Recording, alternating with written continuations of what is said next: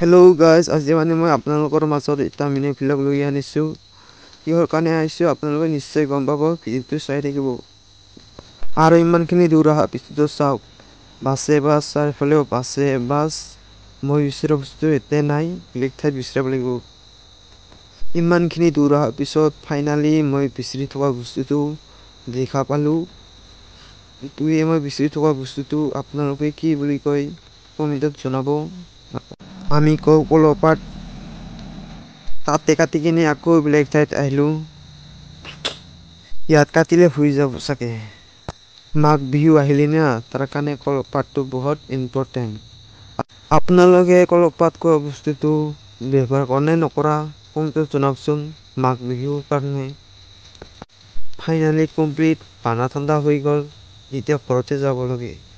Finally এতিয়া যাইছোঁ ঘৰলৈ। ভিডিঅ'টো কেনে পালে, ভাল লাগিলে লাইক কমেণ্ট এণ্ড শ্বেয়াৰ কৰি দিব। আকৌ লগ পাইছোঁ নেক্সট ভিডিঅ'ত। Bye bye.